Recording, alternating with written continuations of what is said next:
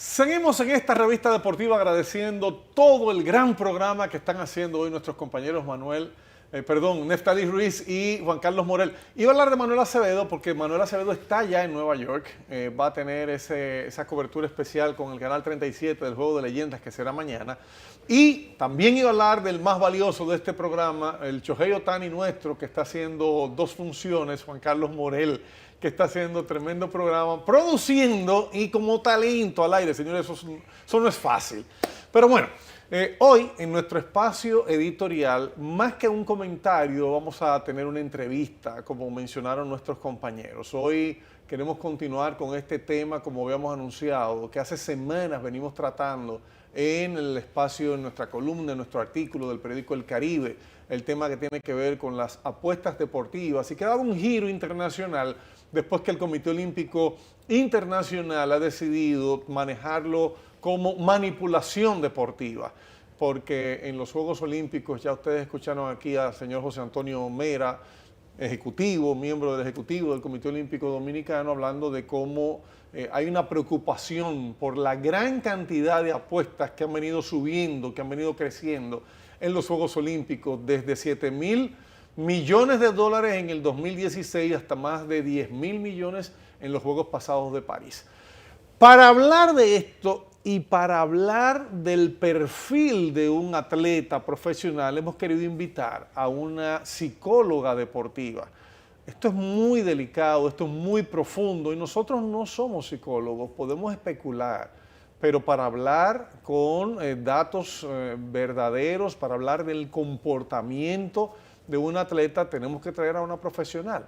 Ustedes la verán jovencita, pero fue atleta de alto rendimiento y tiene una experiencia desde su propia vida súper interesante que hoy vamos a comenzar a conocer en detalle. Ya estuvo el sábado en Mister Deportes Radio y hoy está con nosotros María Eugenia Fernández. ¡Maru! Hola, Dios te bendiga, gracias. Maru. Amén. Maru, tú eres muy bella, te lo habían dicho, Maru. Gracias. Pudiéramos decir que sí. Maru Sport, ¿esa es tu firma? Es mi marca personal. Así como Mister Deportes, Maru Sports. Oye, pero empezamos bien. Maru, explícame esto de una joven como tú, tan jovencita, ya te decía fuera del aire, tú tienes la edad de uno de mis hijos y no del mayor, o sea que yo puedo ser tu padre, pero me sorprende con la seguridad que tú tratas el tema de la psicología deportiva. ¿Cómo nace esto en tu vida? Sí, la psicología deportiva para mí es mi pilar. Primero porque soy una apasionada de los deportes, de todos. Y como exatleta de alto rendimiento puedo ser testigo de que muchas veces se necesita, porque estamos, como dije en radio, 90% listas físicamente, pero mentalmente muchas veces nos estancamos. Entonces por eso puedo decir que la psicología deportiva por eso es tan importante. ¿Por qué nace? Porque al ser atleta de alto rendimiento me vi afectada por una lesión y entiendo que si hubiese tenido esa ayuda, hubiese podido seguir escalando y no a lo mejor abandonar mi deporte. Fuiste atleta de natación. De natación, sí. ¿Y cómo fue esa lesión? ¿Qué te pasó? Fue una lesión en el hombro, fue a los 12 años, por un mal diagnóstico, duré casi 2 años fuera del agua, porque se me prohibió todo tipo de deportes, y luego fui a donde otro fisio, él me revisó, me dijo, tienes un mal diagnóstico, eso se arregla con ciertos ejercicios, así fue, y cuando decidí volver tenía otros factores. Ya estaba en la edad de 15 años, que si los 15 años, que si las fiestas, tenía otros distractores. El volver a la rutina de un atleta de alto rendimiento no fue mi prioridad. Realmente fue cuesta arriba, yo no quería volver a hacer madrugones, como se sabe, que es nadar a las 5 de la mañana antes del colegio, luego del colegio, entonces dije, mejor no, y abandoné. Y era simplemente miedo, tenía miedo a fallar otra vez, miedo al fracaso, miedo a que me volviera a lesionar otra vez, y miedo a no lograr lo que ya yo había planificado. Y en el momento que paras la primera vez con 12 años, ¿tu enfoque en la vida era ese? Es decir, ¿cómo impactó eso tu psiquis? Porque si a eso vamos, me imagino que una niña entrando ya en esa etapa de pubertad, de adolescencia, sí, que piensan a veces como adultos, otras veces como niños, impactó lo que tú amabas. Impactó lo que yo amaba, impactó mi forma de relacionarme con el deporte. O sea, yo decía que yo odiaba la natación, impactó mi autoconfianza, o sea, yo no confiaba en que mi cuerpo era capaz de lograr cosas. Y realmente sí, era capaz, simplemente, como yo digo, la punta de una piedra, lo único que yo decía era, yo no quiero, pero por debajo había mucho miedo. Eso era lo que yo le decía muchas veces, y para bien o para mal, yo digo que simplemente nadie se dio cuenta que simplemente era una máscara. Al final yo terminé siendo profesora de natación, mi tesis de la universidad en INTEC fue de natación y terminé haciendo un máster en psicología deportiva, pero para eso tuve que hacer un proceso psicológico para poder sanar mi proceso con la natación. Es decir, que lo que te sacó de la natación hoy en día es tu profesión de vida. Sí. Dios. Lo dijo perfectamente. Extraordinario, Sí. porque decidiste enfrentar esto y te hiciste psicóloga. ¿Dónde estudiaste? ¿Qué especialidad? ¿Cómo lograste la especialidad? Sí, salí como psicóloga general de INTEC, con mención o certificación en clínica, y luego fui a la Universidad Europea del Real Madrid, en Madrid, valga la redundancia, a hacer psicología del deporte. Te felicito. Dios te bendiga a ti, a tu familia, a tus padres. Sin tus padres, obviamente, esto no hubiese pasado. No, yo digo que son los padres más apoyadores en todo el sentido de la palabra. Pero fíjate la profesional que tenemos hoy, que Sí. a nosotros los viejitos con canas nos enseñas.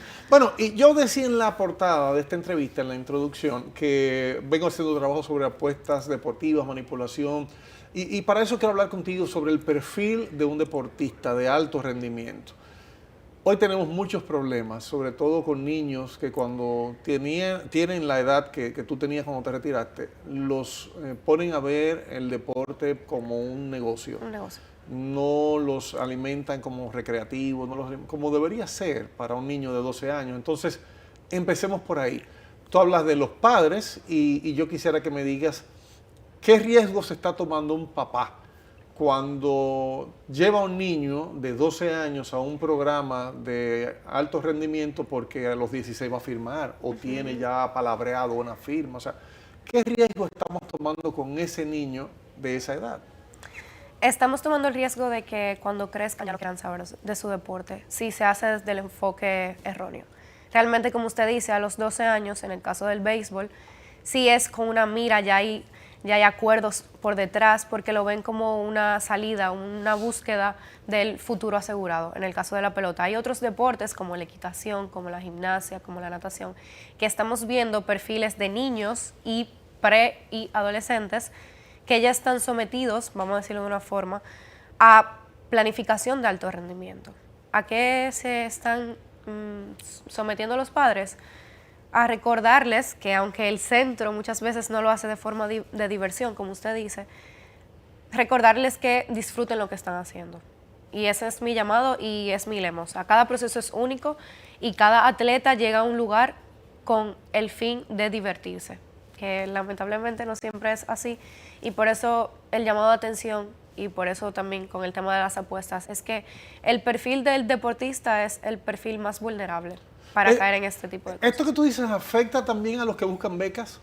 Claro. O sea, les distrae la atención de divertirse, porque mira, tú tienes que conseguir una beca, tú juegas tenis, te vas para Estados Unidos, tú haces equitación, o sea, tú tienes que conseguir una beca. Sí. ¿Esto también, esa presión afecta? Sí, esa presión porque solo estamos viendo el resultado como algo tangible, mientras que el deporte puede ser una fuente de muchas cosas, puede ser una fuente de diversión, puede ser de socialización, porque muchas veces se nos olvida el para qué está el deporte. El deporte es un ente de socialización, perdón. Sí. O sea, al final del día, si yo como padre solo le exijo a mi hijo que haga deporte solo por la beca, es como que yo le pida a un papá que solo vaya al trabajo por el dinero, cuando si solo nos fijamos en el dinero, usted va a durar 40 años trabajando por dinero y no va a ser feliz. Entonces es exactamente lo mismo.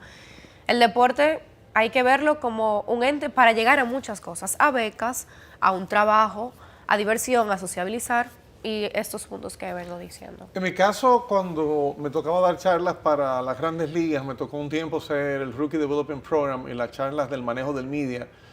Una de las cosas que le decíamos a los muchachos era precisamente eso. Usted aprende lo primero a sociabilizar, a trabajar en equipo. Claro. Desde que es niño sabe quién da el comando y por qué, que el que toma las decisiones está fuera del juego, no está contigo y eso tiene que respetarlo. Es decir, que es una fuente de educación también, de mostrar valores a los niños y se distrae cuando le ponemos esa presión. Pero en el caso de un perfil ya de un atleta consagrado, pelotero profesional, baloncestista profesional, ¿cómo puede manejar psicológicamente un perfil que lo enfoque a lo que es su profesión, sin que se distraiga?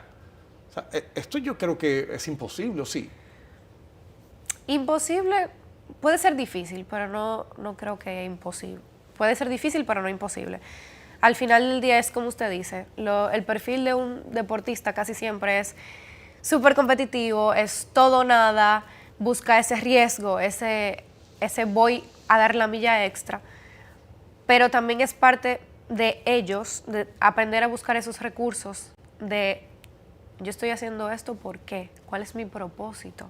Y muchas veces ese es el rol que incluye el yo estar presente. Y digo yo en este caso porque estoy sentada aquí, pero su psicólogo deportivo, el psicólogo que esté en cada equipo, que hoy en día ya se utiliza de forma recurrente, es de que tú no vales solo por tu rendimiento. Y ahí viene la presión de la que venimos hablando. Hay una presión por cumplir expectativas, hay una presión por cumplir con los padres que ya hicieron el acuerdo y que mi hijo es pelotero o que mi hijo es juega baloncesto. Entonces tú no vales solo por tu rendimiento. Es difícil porque al final, es como te dice, en mi caso yo busco bienestar con salud, o sea, bienestar con resultados y que tenga salud. Pero en el caso de los scouts, por ejemplo, yo necesito un número. Entonces es como el balance, tú y yo trabajamos en equipo, el scout y yo trabajamos en equipo al final del día. Y a la hora de un equipo llegar a una etapa de, mira, clasificamos, vamos a la final, vamos al campeonato, ¿cómo debe manejarse una presión de un equipo que está obligado a ganar, Claro. pero que tampoco puede verse afectado en su rendimiento por esa misma presión? ¿Qué técnicas tú tienes para eso? Mira, hay una técnica muy específica y me ha funcionado demasiado a mí también, es la visualización. O sea, la visualización es la capacidad de sentarte e imaginar lo que va a suceder. El lanzador, el pitcher, puede sentarse en la noche anterior a imaginarse el tipo de lanzamiento que quiera hacer. Que muchas veces usted dice, ay no, yo quiero que tú me tires un slider, yo quiero que tú me la pongas en el medio. Y realmente no le sale y entonces se practica con la visualización. La respiración, muchas veces la subestimamos, pero la respiración es una forma de aterrizarnos y olvidarnos de todos los pensamientos que podemos estar teniendo. Estas técnicas ayudan en ese momento de, mira, hay una final, Blue Jays y los Dodgers. O sea, ¿qué tipo de cosas yo puedo utilizar? El yo estar concentrado, me anticipo a lo que quiero lograr. Esas son dos herramientas que realmente practico con mis atletas y han mostrado resultados. Por ahí podemos tener otro programa adicional, pero como yo hablé de apuesta al principio, tengo Sí, que aterrizar en sí. ese punto. Me preocupa mucho ver lo que está pasando hoy con los deportes en general, no solamente con los dos dominicanos que son los que nos enfocan la atención ahora mismo, que están acusados de manejar microapuestas y de recibir sobornos y demás. Sí. En los deportes en general, hoy en día hay un flagelo, más allá de esteroides, más allá de que es el comportamiento relacionado a tu integridad. A la hora de nosotros ver que, por ejemplo, el FBI arresta 34 personas al mismo tiempo en casos donde hay 2 NBA involucrados, 3 NBA con un exjugador, a la hora de nosotros ver que el Comité Olímpico Internacional está preocupado porque se pueden estar colando informaciones de las delegaciones para manejar apuestas, entonces tenemos que recurrir al tema de la educación en la psicología deportiva. ¿Cómo un atleta, según tu visión, pudiera controlar, no caer en presiones, no caer en situaciones que se vinculen a comportamientos sospechosos? Porque como decimos en nuestra columna de hoy, el caso de Manuel Clase dice que él entiende que unas llamadas y unos mensajes de WhatsApp que hacía a su natal Río San Juan para que le cuidaran unos gallos y mira, manéjame tal gallo y Sí. pueden verse como conversaciones en clave para disimular que está apostando. Entonces, el comportamiento de un atleta se cierra aún más dentro y fuera del terreno. ¿Cómo manejamos eso desde el punto de vista de la psicología deportiva?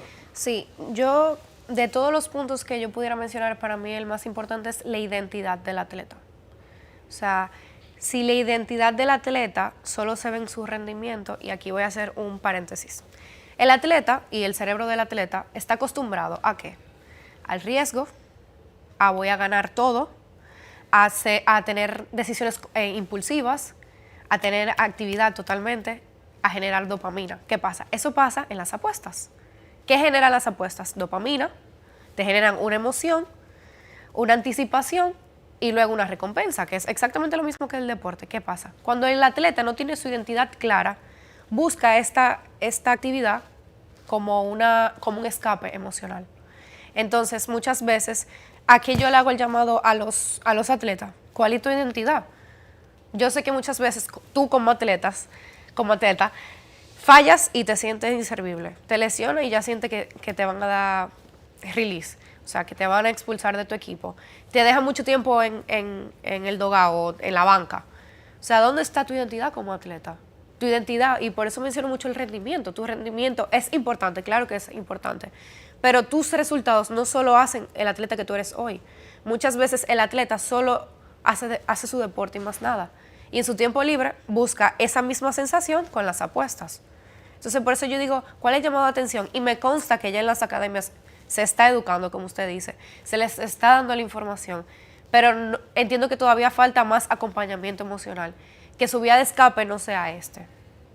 Ojo, volvemos a decir, todavía es un caso abierto, no podemos hacer juicio de valor, pero es eso, o sea, ¿dónde está tu identidad como atleta? ¿Por qué se busca el apostar, ya sea en gallo o en apuestas? Vamos a un caso cerrado. Sí. Vamos a hablar de Pete Rose. No sé si tú conoces toda la historia. Pete Rose fue acusado de apostar a juegos donde él estaba involucrado como dirigente. Y Pete Rose, el rey del hit, el hombre que más hit conectó en la historia de Grandes Ligas, fue expulsado del negocio. Al extremo de que él reconoció, años después de que él jugó, apostó, nunca en contra de mi equipo, pero sí por recibir la emoción que ya no recibía cuando era jugador. Sí. Es decir, que corrobora lo que tú estás diciendo. Claro, y hay algo que se ha estudiado mucho, que es el falso control. Muchas veces el entrenador necesita esa satisfacción de que su trabajo está siendo valorado. Entonces, no está siendo valorado en su escenario real. Él busca otro escenario donde él sabe que él sí va a obtener esa sensación, como usted dice, esa emoción de lo estoy logrando. Aquí no lo puedo lograr, por poner un ejemplo, pero en las apuestas sí. Entonces, ese control de que el entrenador, el árbitro, porque sabemos que todos están involucrados y todos tienen las mismas posibles sanciones, todos buscan lo mismo. ¿Qué buscan? Yo sé la estadística, yo sé cómo juegan, yo me sé las reglas, puede ser que no me atrapen, una vez es suficiente. ¿Qué pasa con estas cosas? Que ellos sienten que tienen control sobre lo que están haciendo. Y el ser humano en eso es 1A. Él quiere sentir el control de todo lo que está logrando. Entonces, por ahí, en este caso cerrado, cumple con lo que voy diciendo. Y otro asterisco de lo que se te queda, que yo sé que lo dominas también, sí, es que tiene información interna que los de afuera no tienen. Y eso es la que le llaman manipulación deportiva. También escribimos sobre eso en el periódico El Caribe. Mario, yo tengo muchísimas preguntas más, pero ya no tengo más tiempo. Lo que sí quiero es que tú le digas a la gente las redes sociales, cómo te pueden localizar. Sé que estás en un consultorio ahí en Galería 360, o sea, que estás ejerciendo, sí, que llegaste hace poco de España y que de inmediato los medios te estamos agarrando. Yo tengo que darle las gracias a Radamés Calaf, que fue el que te recomendó para Mister Deportes Radio, y obviamente lo que ha estado pasando ha sido extraordinario en nuestros medios. Entonces, dile a la gente cómo te localizan. Bueno, me pueden localizar en Instagram, en Maru Sports, _RD, y también estoy en Fisiosalud de 360, pero eso se hace cita previa, entonces me tienen que contactar mediante mi Instagram o el correo que también está en el contacto de Instagram. Maru, muchas gracias por el espacio. Esta no es la última. Cuando usted quiera. Esta no es la última. Tú tienes mucho dominio de lo que estás haciendo y eso me gusta. Además que eres joven y comunicas muy bien. Maru Sports.